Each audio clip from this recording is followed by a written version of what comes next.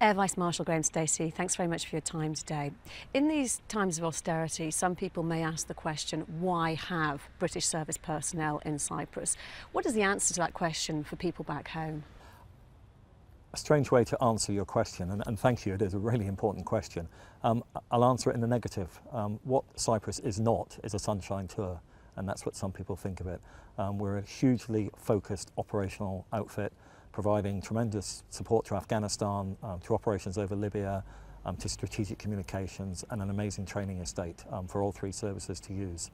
So it is, I'm afraid, to use the phrase location, location, location.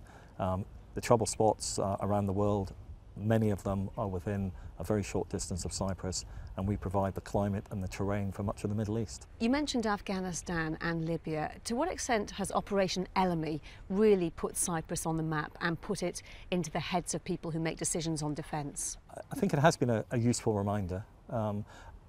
Again, the people that know what we do are fully aware that 365 days a year there's a tremendous effort going on to support Afghanistan, moving people, moving material.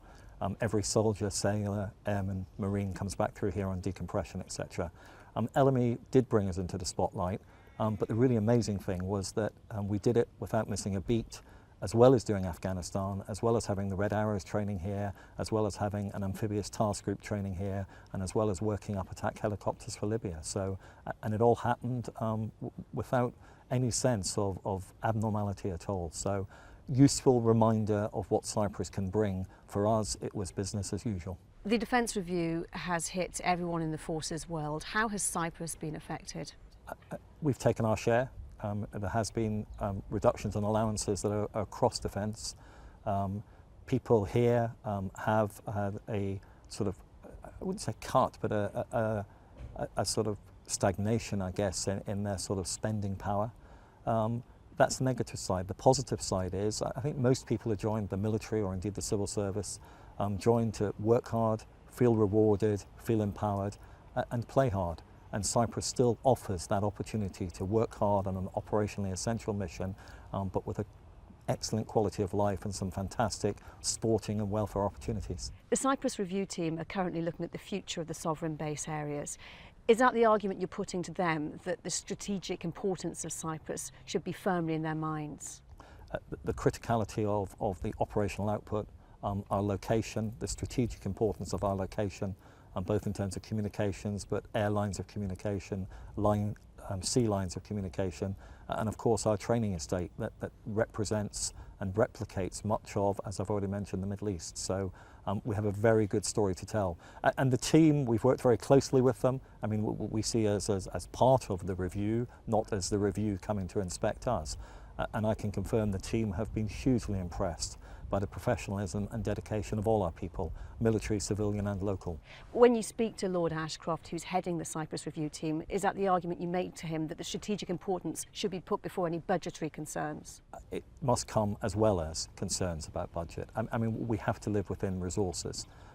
We are the first to look at and encourage all of my people to look at better ways of doing business. I think the strategic importance is understood and is taken. I think there is very worthwhile questions about how best we deliver that operational excellence in this day and age. In the wider context, how likely do you think it is that there'll be a settlement between the two communities in Cyprus, and what kind of potential impact could that have on the future of British forces here? I think there's a lot of people and there's a lot of very good reasons to have political settlement. If I was honest, I think the jury is out. The leaders are engaged, but there's a lot of other things going on in the Republic and in the North as well. I think hopeful, but I wouldn't really say confident at this stage. The next big test is the leaders will meet the UN Sec General in New York at the end of this month. I'm not going to try and predict what's going to happen. Whatever does happen, British Forces Cyprus, the Sovereign Bases Administration, will continue to deliver excellence for defence. Do you think British forces would be affected, though, by a settlement between the two communities? Not in the immediate or short term. I think it would offer opportunities to look at how we do business and our relationship with Cyprus. But no, fundamentally, it shouldn't change. In your job, you're not only a military commander, but you're also a civilian administrator. How do you marry those two different roles, and what are you most proud of? I think the simple thing I say, the way I feel, is that many people have the best job in defence. I've got the two best jobs in defence. British Forces Cyprus is command, commanding some fantastic people, some amazing organisations, and you've seen some of them. 84 Squadron, the search and rescue, the firefighting they do. Decompression, something very dear to my heart and something we put a lot of time and investment into. The operational delivery, the RIBs here, the theatre reserve. I mean, these are all just amazing and exciting things to command. The second role is the administrator. If you'd asked me a few years ago whether I'd be running schools and hospitals, a court, a police force, have my own judge, I probably wouldn't have believed it.